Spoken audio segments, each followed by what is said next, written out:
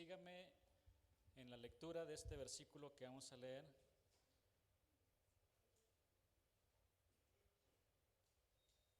Y nos preparamos para recibir la palabra del Señor. Apocalipsis 3:1 dice: escribe al ángel de la iglesia en Sardis, el que tiene los siete espíritus de Dios. Recuerde que el número 7 representa plenitud en la palabra, ¿sí? Y las 7 estrellas dice esto: yo conozco tus obras, que tienes nombre de que vives y estás muerto.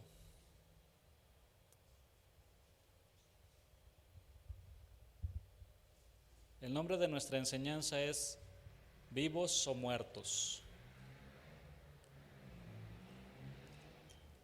Y vamos a orar. Señor, gracias por tu palabra, gracias porque todavía hay visión en estos tiempos, todavía hay palabra tuya y palabra que nos anima a seguir adelante, también que nos confronta, nos edifica, nos ayuda en todo, Señor, tu palabra. Te pedimos que el día de hoy tú hables a nuestra vida en el nombre de Jesús. Amén y amén.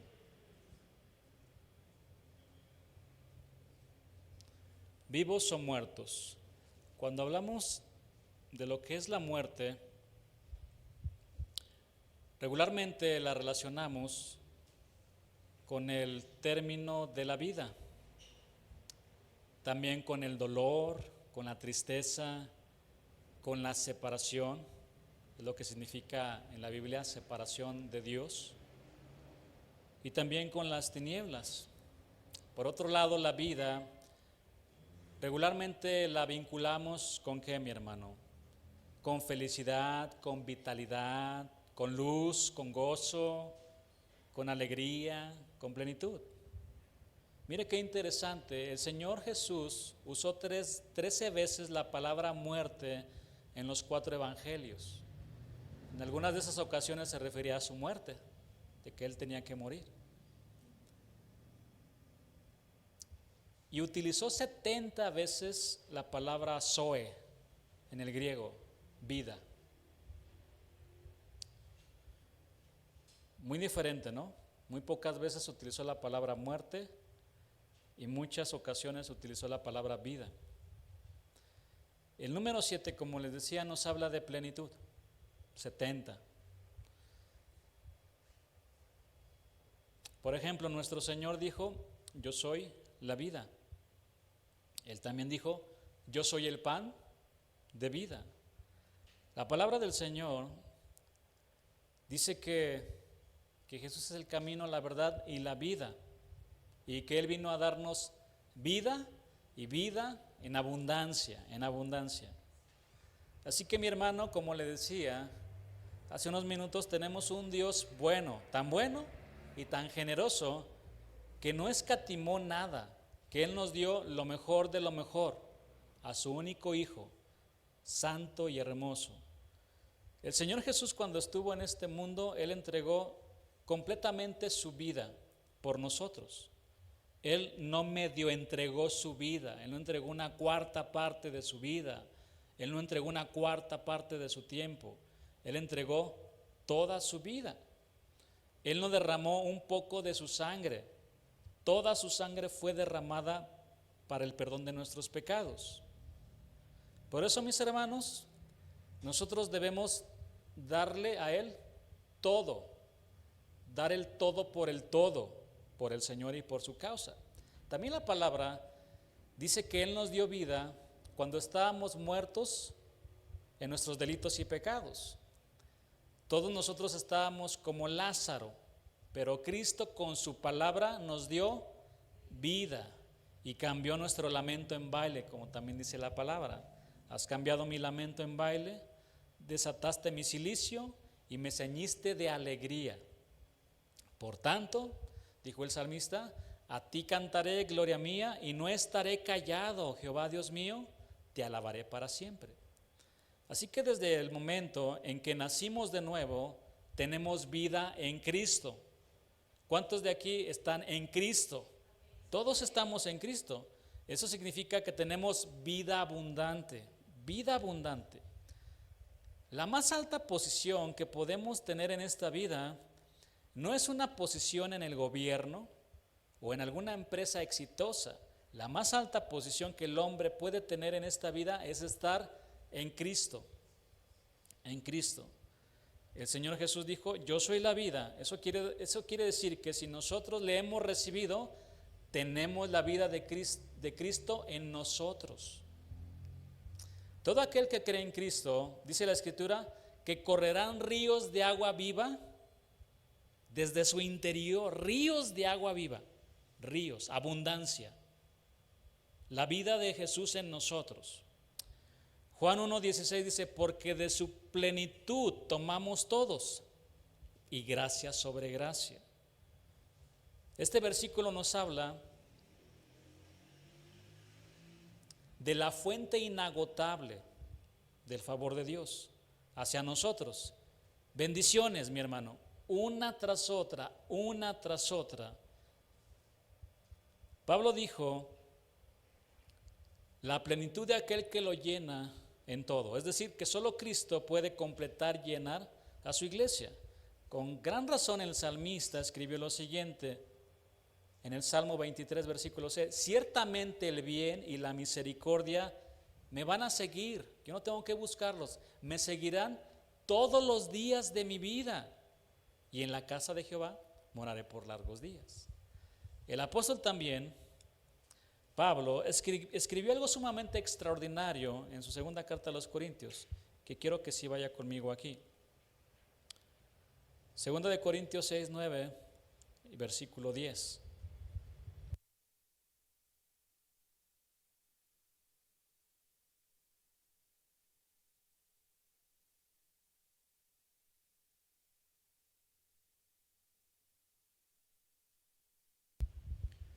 Como desconocidos, pero bien conocidos. Como moribundos, mas he aquí, vivimos. Como castigados, mas no muertos. Como entristecidos, mas siempre gozosos. Vea toda la vida de Jesús en cada uno. Alegría, plenitud, gozo, vitalidad. Como pobres, mas enriqueciendo, ¿a cuántos? A muchos, porque el Señor también nos ha puesto para hacer bendición a los demás, no para hacer maldición. Como no teniendo nada, más poseyéndolo todo, hermano, lo tenemos todo. Esto me recuerda a las palabras de Pedro que le dijo a un cojo, no tengo oro ni plata, pero de lo que tengo te doy. En el nombre de Jesucristo de Nazaret, levántate y anda. Nosotros tenemos a Jesús. Lo tenemos todo. La gente necesita a Jesús.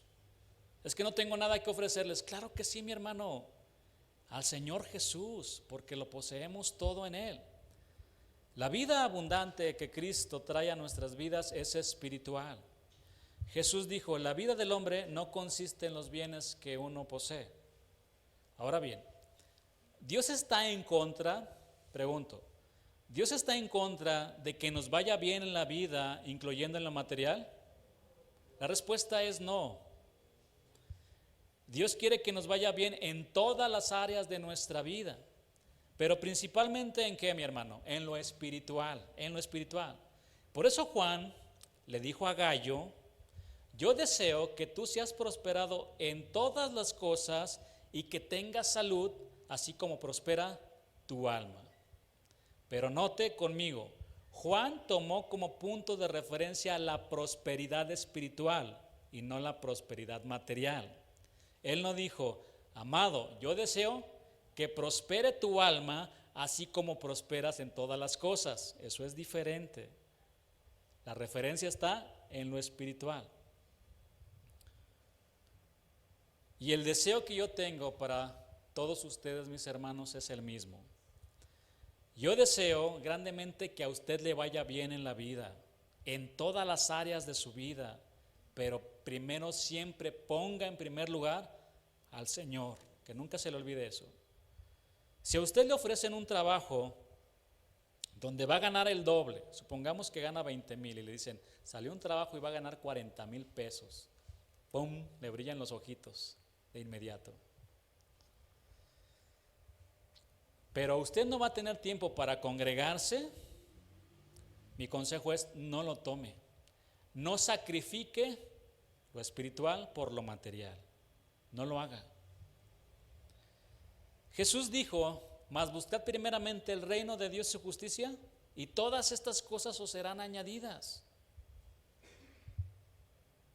Así que la vida de Cristo en nosotros debe reflejar amor, gozo, paz, paciencia, benignidad, bondad, fe, mansedumbre y templanza, como dice la palabra.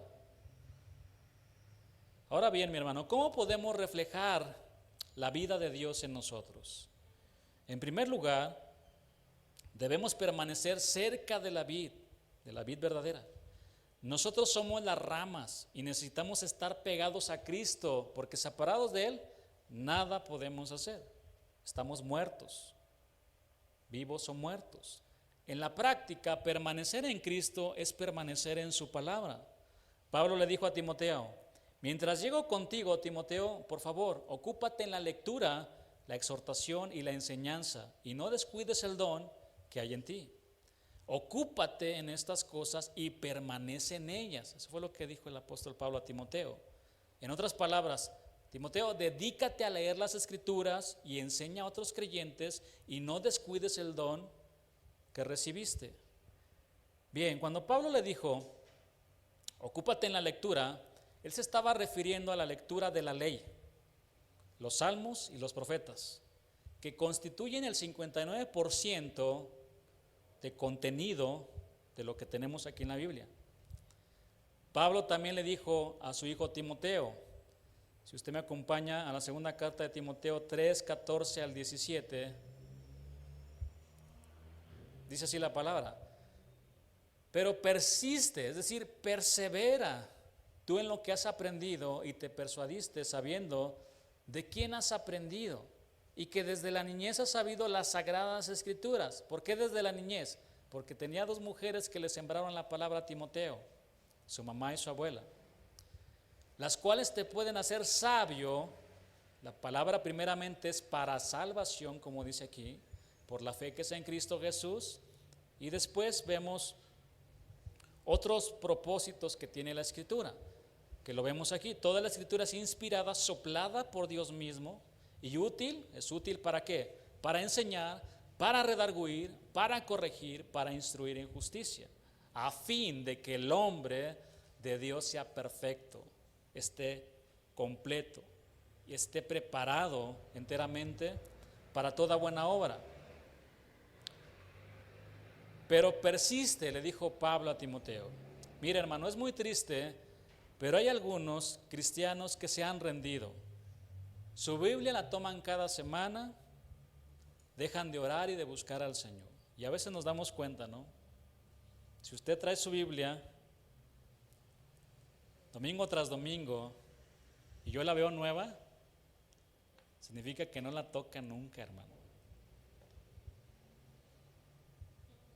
Bueno, ahora ya usan Biblias electrónicas, ¿no?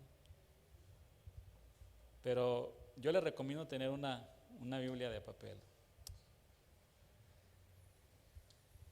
Dejan de orar, dejan de buscar al Señor. Tristemente, la iglesia se queda muy corta en la lectura bíblica diaria. Según varias encuestas recientes, arrojaron que los que leen la Biblia, escuche, los que leen la Biblia diariamente, la leen menos de 8 minutos al día. Menos, los que la leen. Los que no la leen, quién sabe dónde están en la encuesta, ¿no? ¿Vivos o muertos? Cristianos que tienen años no reflejan la vida de Dios. Y el Señor hoy nos dice, yo conozco tus obras, que tienes nombre de que vives y estás muerto. Si nosotros queremos reflejar la vida de Dios, es indispensable ocuparnos. La palabra en el original griego es adherirnos, aplicarnos en que en estudiar ese gran tesoro que tiene en sus manos. Es un gran tesoro, la preciosa palabra del Señor. Por eso el salmista decía, me alegro en tu palabra como alguien que descubre un gran tesoro. Hay cristianos que están muertos espiritualmente porque han dejado la palabra del Señor. Timoteo, ocúpate en la lectura y no descuides el don que hay en ti. Descuidar, ameleo, no hacer caso, desentenderse. En su segunda carta, Pablo, donde él se está despidiendo de Timoteo, le dijo lo siguiente, 2 Timoteo 1:6, ya con respecto a su don o sus dones. Por lo cual te aconsejo que avives, volver a encender, lo que significa, el fuego del don de Dios que está en ti por la imposición de mis manos, le dijo Pablo. Mira, hermano, aquí es importante también decirles que varios cristianos han descuidado sus dones. ¿Cuántos dones tiene? Quizás tiene más de uno, por lo menos uno. Cuando recibimos al Señor, por lo menos tenemos un don. Y de ahí, el Señor puede darle muchos dones. Pero muchos han descuidado sus dones y reflejan todo menos la vida de Dios. ¿Cuántos tienen el don de fe, de sanidades, de servir, de administrar? No los esconda, hermano, no los descuide, vuelva a encenderlos. Tenemos que vigilar el fuego en el altar de nuestro corazón, alimentar constantemente nuestra relación con Dios, ejercitar los dones recibidos, para así no perder el celo y el entusiasmo por la obra del Señor, ni apagar su espíritu. Como dice la palabra, estad siempre gozosos, orad sin cesar, dad gracias en todo, porque esta es la voluntad de Dios para con vosotros en Cristo Jesús. Y dice el apóstol, no apaguéis al espíritu. Hermanos, si queremos seguir con el fuego de Dios en nuestras vidas, necesitamos ocuparnos de la palabra y no descuidar el don que Dios nos ha dado. Además, Pedro utiliza la metáfora de piedra viva para referirse a Cristo y piedras vivas para referirse a nosotros. Vaya conmigo a la primera carta de Pedro, 2:4 y versículo 5. Capítulo 2, versículo 4 y versículo 5.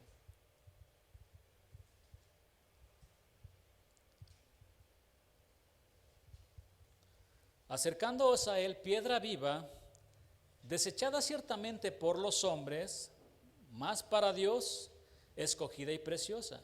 Vosotros también como piedras vivas sed edificados como casa espiritual y sacerdocio santo, para ofrecer sacrificios espirituales aceptables a Dios por medio de Jesucristo.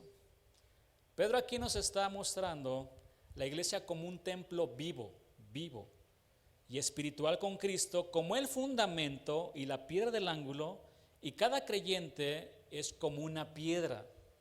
Mi hermano, si usted no quiere morir espiritualmente, acérquese a Cristo, acérquese a la iglesia. El Señor instituyó la iglesia que es conformada por nosotros y todos necesitamos de todos. Es una realidad, todos necesitamos de todos. Mire qué interesante, el Evangelio de Lucas, del médico Lucas, termina con la frase, y estaban siempre en el templo alabando y bendiciendo a Dios, amén. Así termina. ¿A cuántos de ustedes les gusta alabar y bendecir el nombre de Dios en el templo? A mí me gusta unirme con mis hermanos para alabar al Señor y bendecirle en su casa. Porque alabar y adorar a Dios en su santuario es vida. La palabra es vida. Servir a la iglesia con nuestros dones es vida. Alabar y bendecir al Señor en el templo también es vida, mi hermano. ¿Para quién? Para nosotros. Bueno, vayamos nuevamente al versículo 1 del capítulo 3 del libro de Apocalipsis.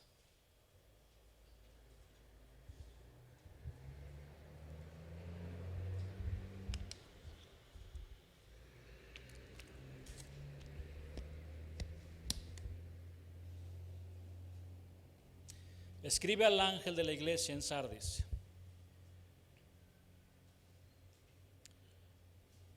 que tiene los 7 espíritus de Dios y las 7 estrellas dice esto: yo conozco tus obras, que tienes nombre, tienes fama de que vives y estás muerto. El Señor en el libro de Apocalipsis mandó cartas a 7 iglesias, 7 iglesias con necesidades específicas y con situaciones diferentes. Algunos han sugerido que cada una de estas iglesias representan distintos periodos históricos. Sin embargo, desde el nacimiento de la iglesia de Pentecostés, los rasgos descritos en cada una de estas iglesias han existido en todas las épocas. Por lo tanto, es más correcto entender que estas 7 iglesias son representativas de todas las iglesias en todos los tiempos. Lamentablemente, algunas han dejado su primer amor, como la iglesia de Éfeso. Otras han sufrido persecución y han tenido temor al sufrimiento, como la iglesia de Esmirna.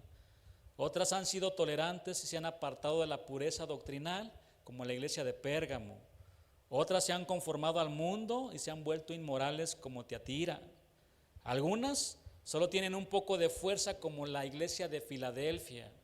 Algunas son autocomplacientes, como la Odisea.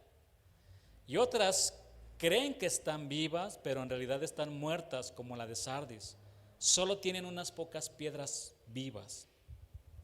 Mire, solo 4 de ellas recibieron una fuerte reprensión del Señor con unos peros. Vamos a leerlos. A la iglesia de Éfeso le dijo en Apocalipsis 2:4: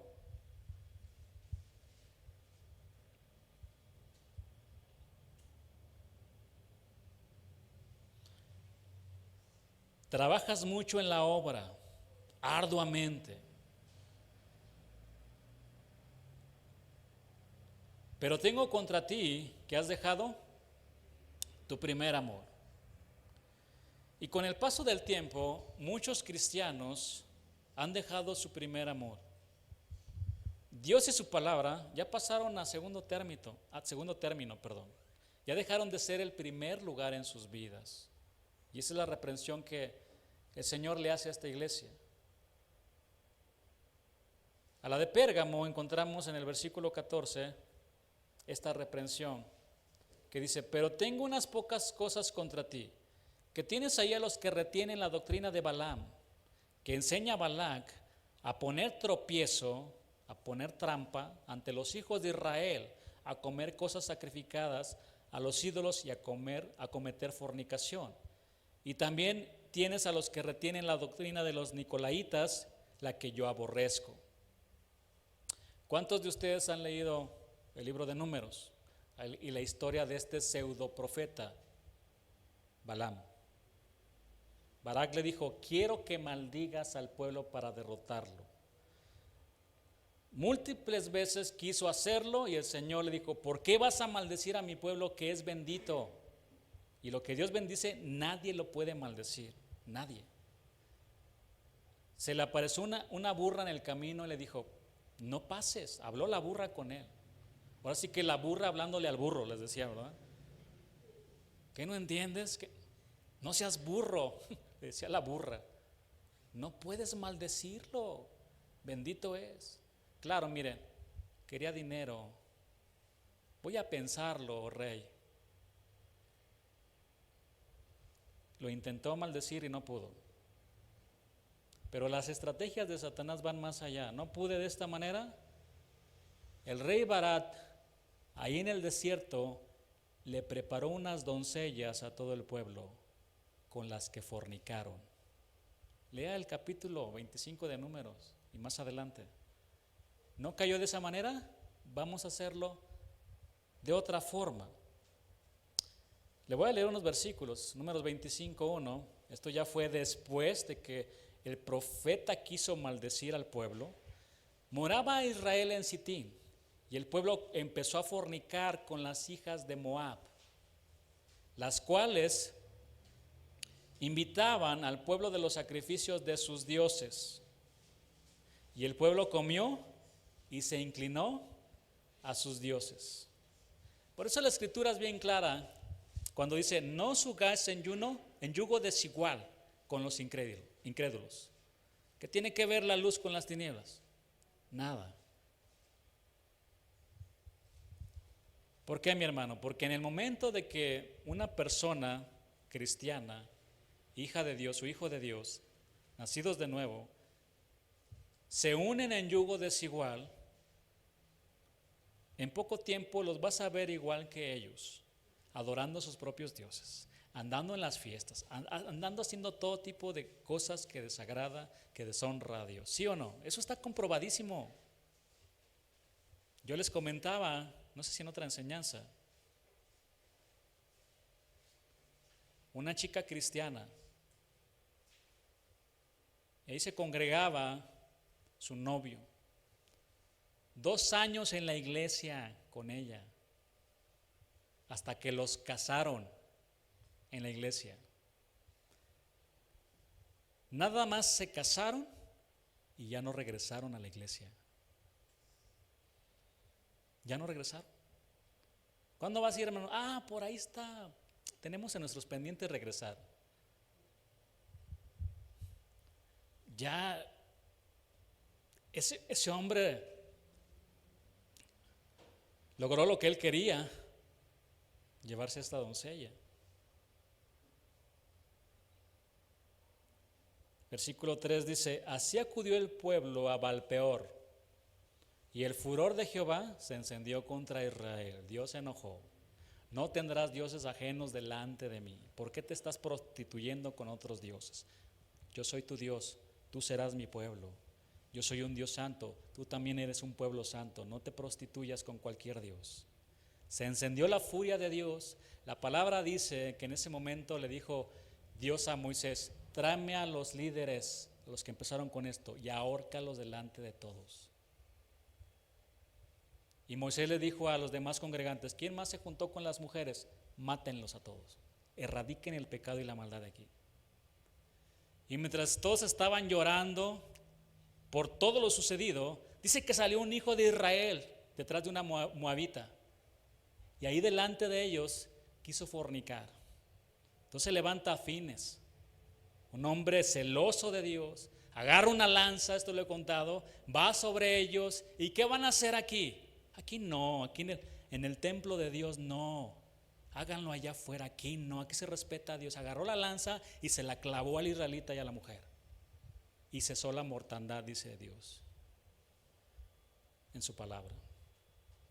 ¿Qué historias encontramos en la Biblia? Bien, pues esta doctrina de Balaam había logrado meterse en la iglesia, y comenzaron a comer cosas sacrificadas a los ídolos y a cometer fornicación. Y en aquel tiempo, los cultos a los dioses paganos iban acompañados de comidas en las que se servían los animales que previamente habían sido sacrificados a la divinidad pagana, y de fiestas donde se practicaba la inmoralidad sexual. No participar de estas celebraciones implicaba separarse de casi toda la actividad social, y esto era muy mal visto por la gente inconversa.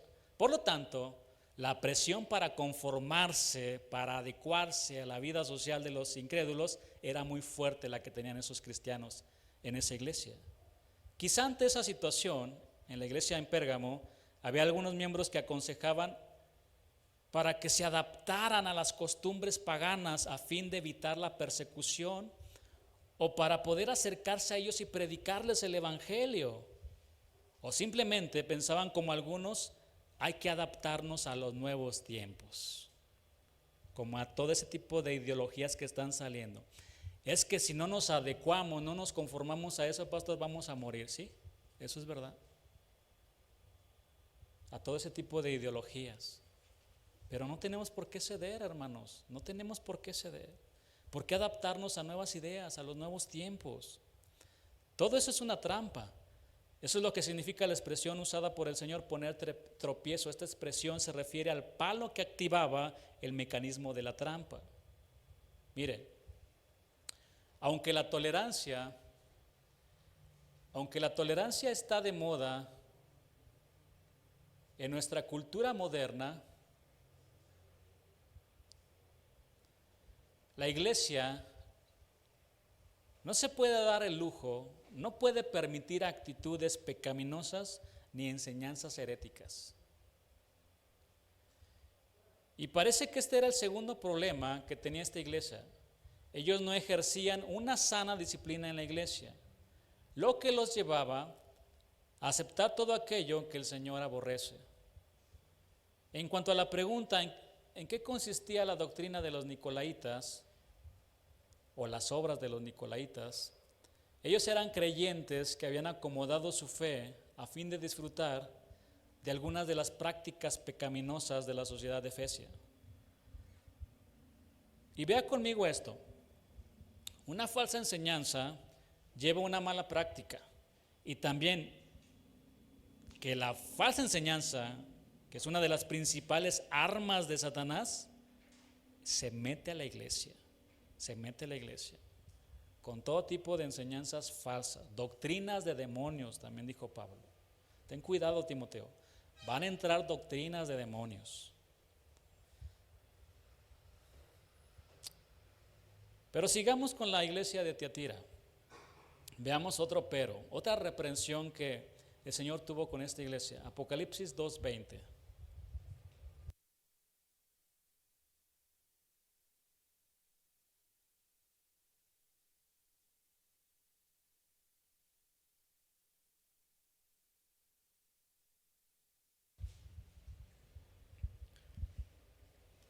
Pero tengo unas pocas cosas contra ti. Y vea la palabra, que toleras.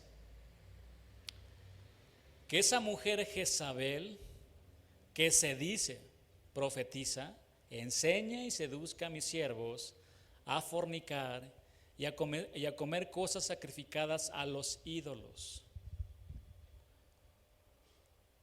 En la carta a Pérgamo vimos que Balaam seducía al pueblo, pero desde afuera. Pero en Tiatira el problema estaba adentro. Había una mujer, no se conoce su nombre, pero la llaman aquí Jezabel. No significa que sea la misma que está en la palabra. Pero había una mujer que se decía profetisa, que estaba enseñando cosas perversas y la estaban tolerando dentro de la iglesia. El Señor la compara aquí con Jezabel, y esta mujer Jezabel posiblemente es la mujer más oscura y perversa que ha existido. No recuerdo a otra. Se juntaba con las brujas. Tan perversa era. Y era esposa del diablo, literalmente casi, ¿no? Ahorita que estamos en Halloween, por eso les digo todo esto.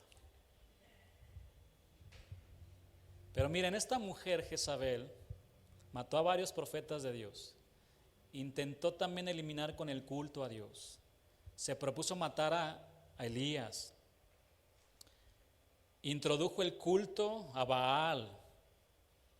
Ella misma era dada a fornicaciones y a las hechicerías. Tramó el asesinato de Nabot.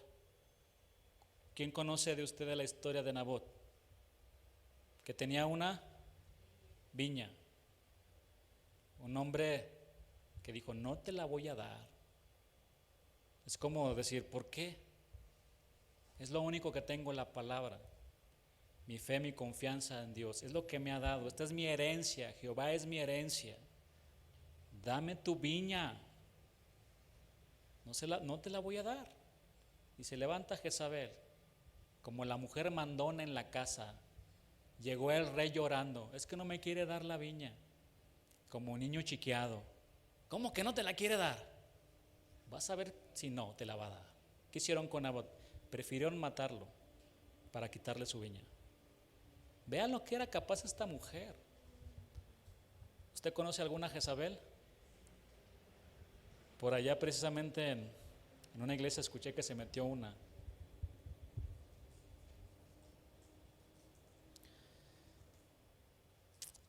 Teniendo en cuenta todo esto, es claro que la Jezabel de la iglesia en Tiatira era una mujer despiadada y perversa. La estaban tolerando tanto que permitían que enseñara en la iglesia. Ahora, aquí quiero aclarar algo, porque algunos creen que la mujer no debe de enseñar y pueden tomar este versículo. La mujer calla en la iglesia, es lo que dice la palabra, pero tenemos que estudiar más. No tengo el tiempo para explicarlo, pero no se refiere a eso. ¿Por qué, mis hermanos? Porque desde siempre han existido hombres y mujeres perversos enseñando la palabra también. No solamente se trata de las mujeres.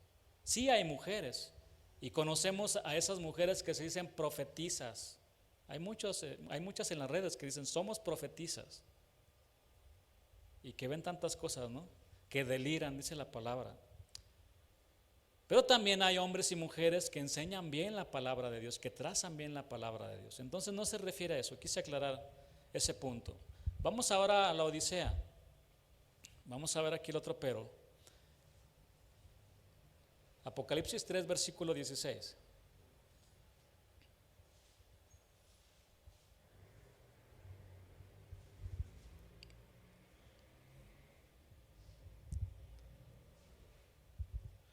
Pero por cuanto eres tibio y no frío ni caliente, te vomitaré de mi boca. Es otra reprensión dura de parte del Señor. Ve y dile esto a la iglesia, a la Odisea, que son tibios, que no son fríos ni calientes, por lo tanto los voy a vomitar de mi boca. Mire, hermano, el Señor conoce nuestra vida, y el Señor siempre nos muestra nuestra verdadera condición espiritual. Nosotros podemos decir muchas cosas, pero el Señor nos conoce por nuestros frutos. Por sus frutos los conoceréis. Lo que Cristo aquí está reprochando es que no eran fríos ni calientes, no amaban ni odiaban, no se apasionaban por nada, ni por lo bueno ni por lo malo, eran indiferentes. El agua caliente, ¿cuántos saben que es útil para darse una buena ducha? ¿A quién le gusta bañarse con agua caliente? Igual no tan caliente, ¿no? Porque después parecemos pollos ahí despellejados, pero nos gusta, algunos. ¿A cuántos de ustedes les encanta tomar un vaso de agua fría en tiempo de calor? Creo que a todos. ¿A cuántos de ustedes en tiempo de calor les encantaría tomarse un vaso de agua tibia? No sabe bien. Es desagradable, ¿no? Bueno, en este sentido, es interesante notar el contraste con las iglesias de Éfeso y Tiatira. En Éfeso los creyentes odiaban las falsas doctrinas, pero no amaban. Mientras que en Tiatira amaban a las personas, pero no odiaban el error doctrinal. Y en la Odisea no amaban ni odiaban, ni del diablo ni de Dios, dicen algunos. Con frecuencia, muchos de nuestros problemas vienen a nosotros por irnos a los extremos y no tener un equilibrio. Pero aquí vemos que al Señor le desagrada que no seamos radicales, que no seamos ni fríos ni calientes. En realidad, el Señor quiere que seamos fervientes en espíritu y que nos enamoremos profundamente de Él y de su obra. Amén. Ahora, hermanos, ¿cómo podemos ser cristianos y no ser afectados por el amor de Dios? Esto describe muy bien a aquellos que solo han hecho una profesión de labios, pero sin involucrar su corazón. Este pueblo de labios me honra, mas su corazón está lejos de mí. Este pueblo está aquí, pero está muerto espiritualmente. Por cuanto eres tibio y no frío ni caliente, te vomitaré de mi boca. La iglesia en la Odisea estaba en un grave peligro, porque si persistían en esa actitud, el Señor los iba a vomitar. Literalmente le dijo a la iglesia: estoy a punto de vomitarte si no te arrepientes. Ahora debemos preguntarnos entonces en qué consiste la tibieza. Implica indiferencia por las cuestiones espirituales. La persona no se preocupa por la enseñanza bíblica. Tienen falta de compromiso en la obra del Señor. No se preocupan por su crecimiento espiritual personal. Esto también describe a un cristiano sin entrega verdadera, hipócrita, falso, mezclado con el mundo, mecánico. Esos son los tibios. Esta es una condición muy peligrosa en la que no hay ninguna garantía de auténtica vida espiritual, puesto que prácticamente vive como los que no conocen al Señor. ¿Usted conoce a ese tipo de cristianos tibios? Prácticamente viven como los que no conocen a Dios. Se dicen cristianos, toman cerveza, fuman, algunos se pueden hasta drogar. Pero aquí en la alabanza se escuchan bien bonito. Tienen doble vida, mentirosos, hipócritas. Esos sí son hipócritas, ¿no? Porque normalmente la gente que está dolida y lastimada, cuando no quiere regresar a la iglesia, no quiero ir ahí porque son una bola de hipócritas. Los hipócritas son ellos, porque llevan doble vida, doble moral. Y a muchos de ellos los puede conocer inclusive predicando o estando aquí en la alabanza, levantando sus manos.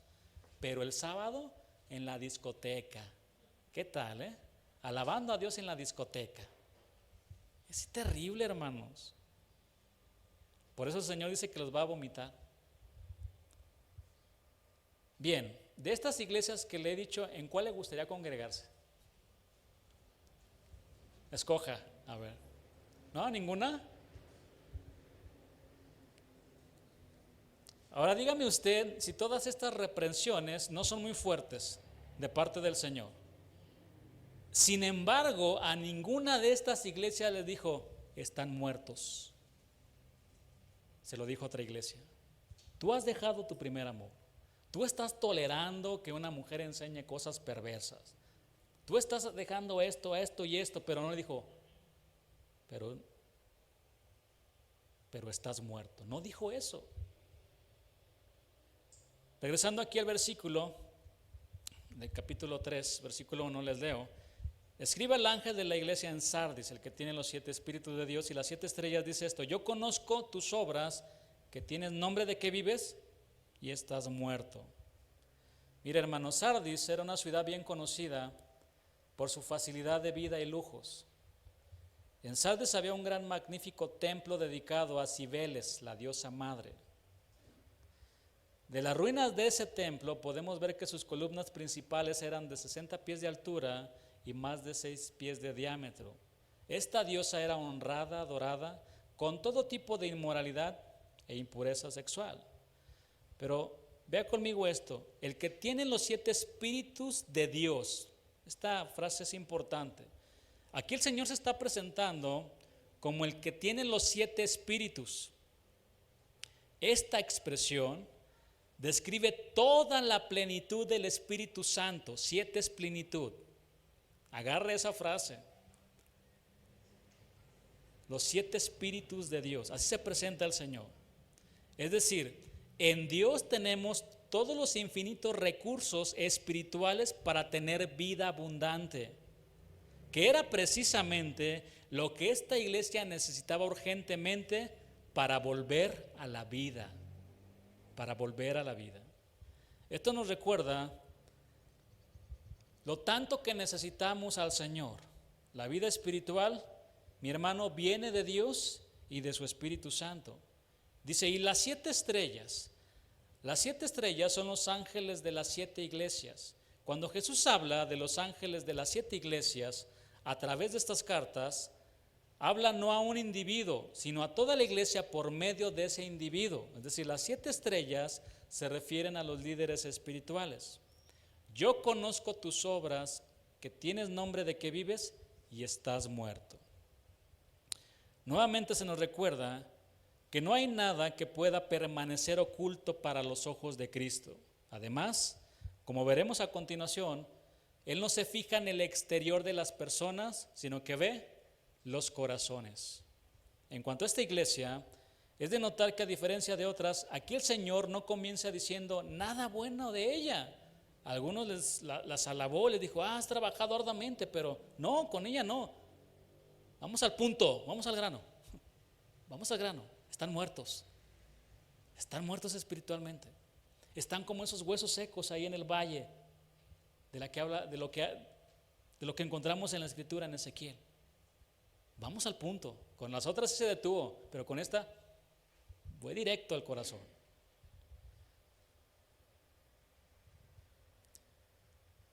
tienes nombre de que vives. A la iglesia de Sardis le ocurría lo mismo que a la ciudad. Vivían de sus recuerdos del pasado.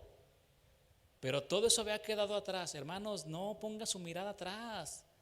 Es que antes, pastor, era más bonito, las alabanzas y esto. Tenemos que mirar adelante. Qué bueno, tenga buenos recuerdos de eso. Pero no puede quedarse ahí, no puede estancarse. Tenemos que seguir adelante. Vamos de gloria en gloria. Somos como la luz de la aurora. Bien. Quizás esta iglesia gozaba de una buena reputación en medio de la sociedad, pero eso al Señor no le importaba. Al fin y al cabo, la iglesia no existe para agradar a los hombres, sino a Dios. Estás muerto. Tienes fama de estar vivo, pero estás muerto. La iglesia en Sardis tenía varios cristianos nominales que se acomodaron al mundo y no tenían que pagar ningún precio por su fe. Otras fueron perseguidas, pero ella no la estaban persiguiendo. Mis hermanos, Satanás, déjenme decirle algo aquí, no se preocupa en perseguir una iglesia muerta. Pero una iglesia que está viva, donde se predique la palabra del Señor, siempre estará bajo los ataques del diablo. Siempre. Pensemos en algunos posibles síntomas de una iglesia, un creyente muerto espiritualmente. Viven de las glorias pasadas, se estancan en sus vidas. Están más centrados en solucionar problemas sociales que en atender las necesidades espirituales de las personas por medio de la predicación del Evangelio. Tienen más interés por las cosas materiales que en las cosas espirituales. Están más atentos a lo que los hombres piensan de nosotros que a lo que dice Dios. Y es muy interesante esto, gente que pasa mucho tiempo, hermanos, mucho tiempo, y no reflejan vida, no hay vida en ellos, algo pasó en el camino, quizás se desalentaron, lo que sea, algo pasó en su camino, pero no reflejan la vida de Dios. Usted lo ve al rostro, no hay gozo, no hay alegría, no hay paz, no hay nada. Porque se han alejado de Dios, de la palabra del Señor, no se han ocupado en la lectura de la palabra, no oran, no se congregan. Eso es vida para nosotros, eso está confirmadísimo. Y es muy triste que gente que pasa 15 o 20 años en una iglesia y las ves igual. Por otro lado, cristianos que tienen meses están activos en las cosas del Señor. Y nos ponen un ejemplo en ocasiones, hermanos. Yo lo que le puedo decir a esas personas que inician, que sigan así, con ese fuego de Dios en sus corazones.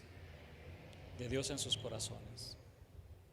Los cristianos en la iglesia de Sardis, escuchen esto, eran como un museo de animales disecados. Qué feo, ¿no? ¿Quién le gustaría entrar a una iglesia así?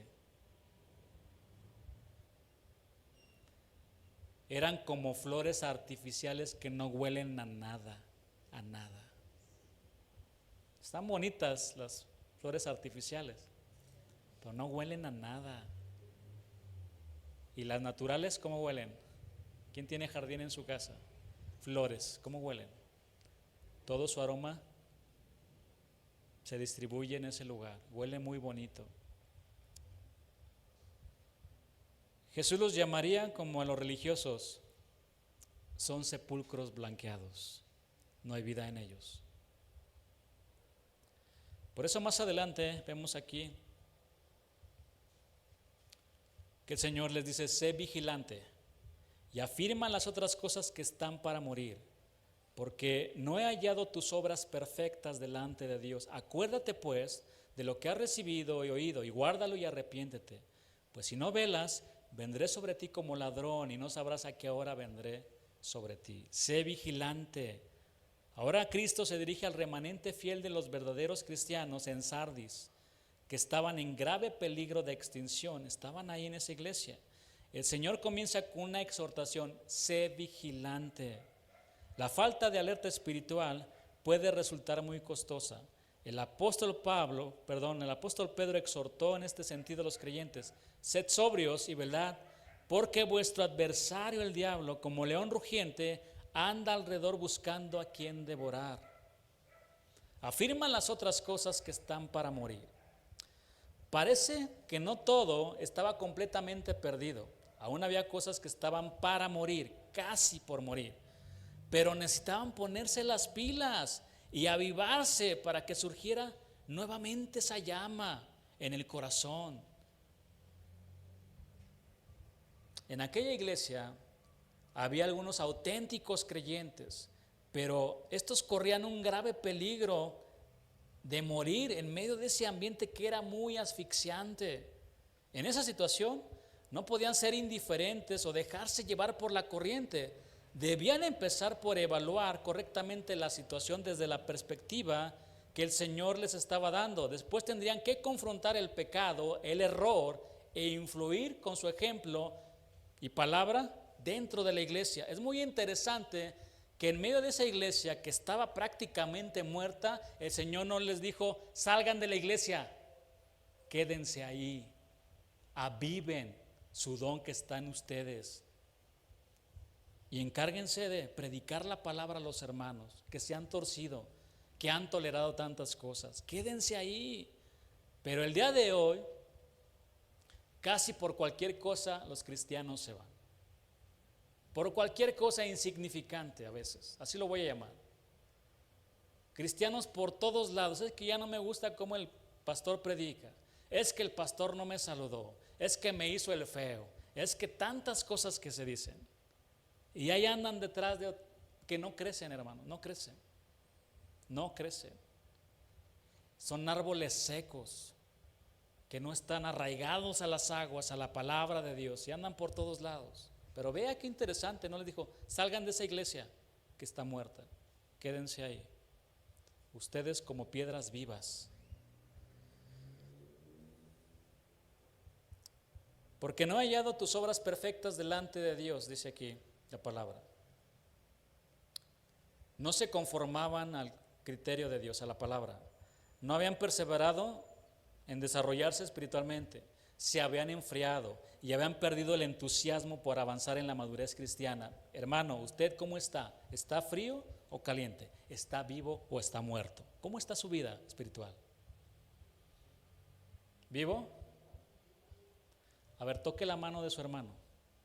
Si está fría, a ver, ahí alcáncelo, aunque sea. No, está bien calientita, yo creo ahorita. Dice mi papá: la tienes fría como una paleta, ¿verdad? ¿Si están calientitas sus manos? Qué bueno. Piedras vivas en el templo de Dios, con el fuego del Señor, para alabarlo, para escuchar su palabra también.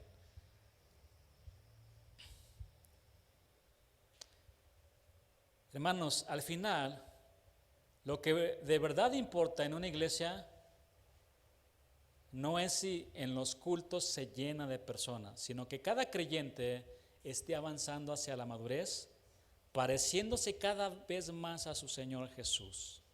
Claro, qué bueno que se pueda llenar, pero ¿por qué alegrarnos por eso? Vamos a alegrarnos de que la gente se arrepiente de sus pecados y que se entregue al Señor, por uno, por cientos también.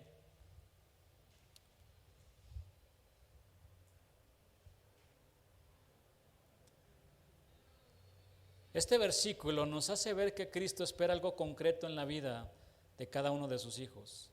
Él está buscando evidencias de nuestra lealtad y amor hacia Él.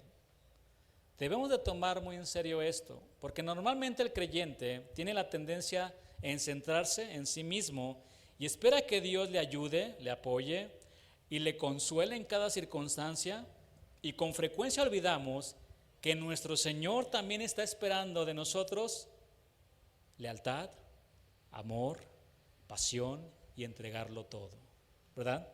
También está esperando eso, nuestro servicio también hacia Él. Acuérdate pues de lo que has recibido y oído, y guárdalo y arrepiéntete. El resto fiel en Sardis debía acordarse, tener en cuenta o recordar lo que había recibido y oído. Es decir, necesitaban volver a las verdades de la palabra de Dios. Y aquí quiero decirle algo también importante. ¿Sabe cómo podemos nosotros avanzar siempre hacia el frente, hacia adelante? Regresando a los fundamentos, regresando a la base bíblica, a las escrituras. Es la mejor manera de avanzar, regresar y darnos cuenta de que estamos extraviados y venimos otra vez a las sendas antiguas. Es la manera de poder avanzar más. Tenían que regresar a las verdades de la palabra que habían escuchado y les habían llevado a su conversión.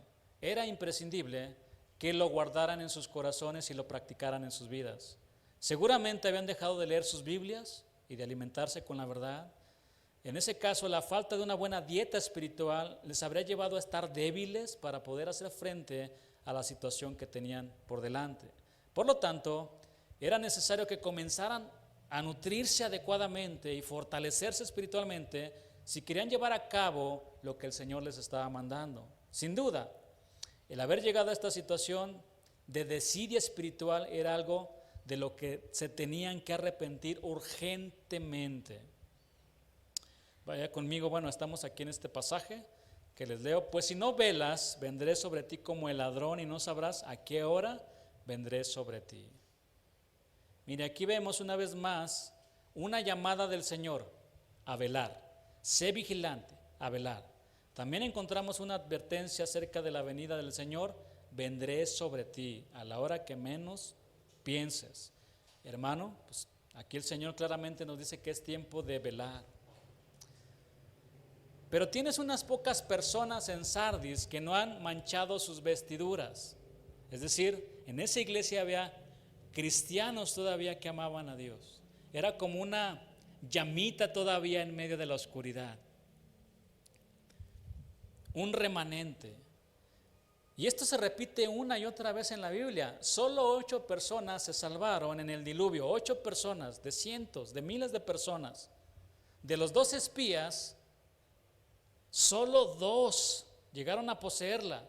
De los 5,000 que comieron en el milagro de la multiplicación de panes y peces, solo se quedaron con él algunos, porque muchos lo abandonaron, lo dejaron. Porque el Señor les dijo en esa ocasión, había multiplicado los panes, todos estaban muy contentos, se saciaron, pero la palabra en el original es comieron como animales. Y ya después, ¿dónde estás, Señor? Lo persiguieron. ¿Por qué me buscas? ¿Quieres que te dé de comer? ¿Vienes nada más por el milagro? Ay, Señor, perdón, pero es que los confrontó. Fue ahí donde los discípulos, duro es esta palabra. ¿Quién la puede soportar? Ah, ¿ustedes también se quieren ir? Sí, mi palabra es dura. ¿A quién más podemos ir, Señor? Solo tú tienes palabras de vida eterna. Solo algunos se quedaban. Muchos lo abandonaron al Señor Jesús cuando los confrontaba. Ya se iban mejor. Vámonos a pague por sufrir. Mejor se iban a pagar por sufrir. Y a otros lados. Vámonos con los mormones, vámonos con los testigos, vámonos hasta con los brujos, ¿no? La Santa Muerte, con el que sea, ¿no? Mientras me hablen bonito y ahora sí que esas palabras lleguen a mis oídos y se escuche y me rasquen aquí como dice la palabra. Pero te van a rascar y rascar hasta que sangres. Ese es el significado que dice la palabra. No soportarán, no sufrirán la sana doctrina. Y ahí se van. Yo he conocido cristianos que se congregaron en esa iglesia, pague por sufrir. Han llegado cristianos ahí únicamente porque utilizan la misma versión Reina Valera 1960. Pero aparte de la Biblia, no solamente utilizan la Biblia, no es suficiente para ellos. Sacan el vasito de agua bendita, sacan que las piedritas de Israel, que se las traen de allá, y se la dan a la gente, ¿va? Para que se la coman como tierra o como piedras, ¿no? Sagradas, como piedras benditas. Y ahí está la gente comiendo, dándole mordidas a una piedra blanca. Ya le recordé su pasado, ¿no? ¿Cómo? La tierrita de San Juan, qué rica es esa tierrita de San Juan, ¿verdad? Es increíble cómo estamos tan extraviados y perdidos sin Dios. Pero déjeme decirle algo aquí, hay un remanente que es fiel, que no han doblado sus rodillas. Eliseo, cuando estaba ahí desesperado y todo ahí en depresión, dijo: Señor, yo soy el único que te busco, Señor. ¿Qué te pasa? Tengo a otros que no se han doblado, no eres el único. Hay otros hombres que me aman y no se van a doblar ante otros dioses. Pero mírame cómo estoy sufriendo. No.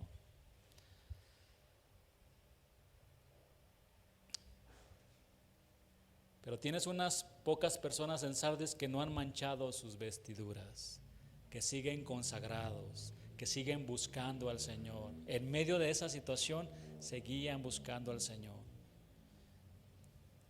No mancharon sus vestiduras. En el Antiguo Testamento, si alguien tocaba un cuerpo muerto, la persona quedaba contaminada o manchada. Y hay muchas formas de contaminarse con los muertos. Por eso el Señor Jesús dijo: deja que los muertos entierren a sus muertos. Están muertos espiritualmente. El hombre que nace 2 veces muere solo una vez. ¿Sabía? Y el hombre que nace una vez muere 2 veces. ¿Por qué? El hombre que nace 2 veces físicamente y espiritualmente muere no solamente la muerte física, pero después estará en la vida eterna con Dios. Amén. Pero el hombre que nace solo una vez de lo físico muere 2 veces, físicamente y la separación, que es la muerte espiritual, en ese lugar llamado infierno. Hay muchas formas de contaminarnos con los muertos. Allá la gente está muerta. Usted la ve vivita y coleando, como decimos, pero están muertos espiritualmente. No conocen a Dios. Y mire lo que dice aquí este pasaje: y andarán conmigo en vestiduras blancas, porque son dignas. Ese remanente fiel andará con el Señor, lo que sugiere comunión íntima y personal con Él. Realmente este era el problema de esta iglesia: habían dejado de andar con el Señor. Y mi hermano, esto es lo que nos mantiene con vida en nuestro diario andar. Podemos pensar en la historia de los 2 que andaban por el camino de Emaús. Ellos estaban desanimados por la muerte del Señor. Tal era su frustración que cuando el mismo Señor se acercó a ellos y les acompañó en el camino, no lo reconocieron, no lo pudieron reconocer. Así como los mismos discípulos, cuando vieron a Jesús en la madrugada: es un fantasma, no lo reconocieron. Entonces dice la palabra que Él les abrió las Escrituras y empezó a arder su corazón por la palabra. Volvió a arder con una nueva ilusión y ánimo. Más tarde le invitaron a entrar y a sentarse a su mesa. Mira, aquí está el secreto de una vida cristiana abundante: la comunión con Cristo y su palabra. Aquí está la clave. Luego añade que tendrán vestiduras blancas porque son dignas.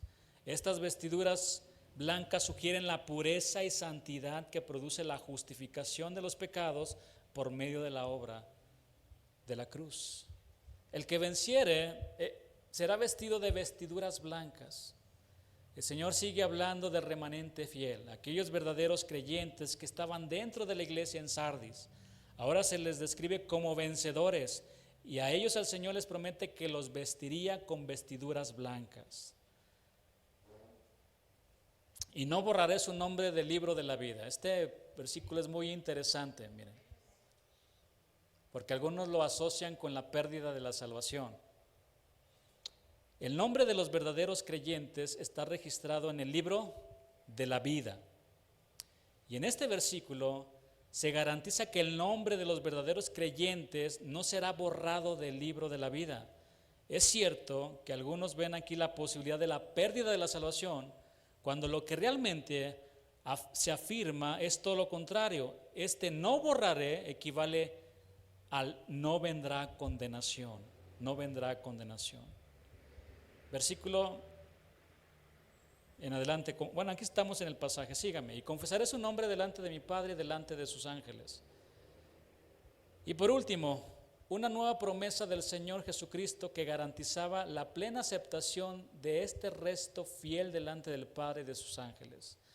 Cristo aquí se presenta como un abogado que intercede por los creyentes. Y termina este pasaje así: el que tiene oído, oiga lo que el Espíritu dice a las iglesias.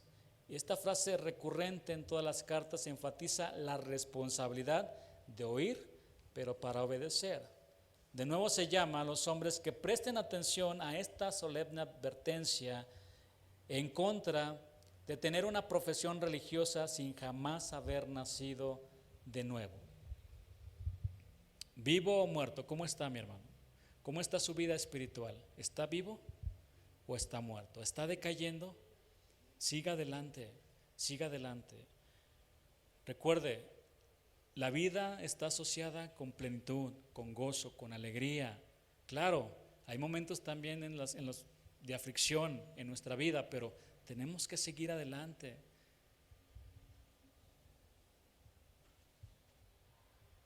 El que tiene los 7 espíritus, el que tiene la plenitud, el que lo llena todo en todo, la plenitud de Dios, es lo que necesitamos para estar vivos espiritualmente. No se aleje de la iglesia, no se aleje. Mantenga comunión con el cuerpo de Cristo siempre. En cada momento que usted pueda, venga a la iglesia, escuche la palabra, estudie la palabra en su casa, adore a Dios en todo tiempo, hermano. Vamos a darle gracias al Señor por su palabra.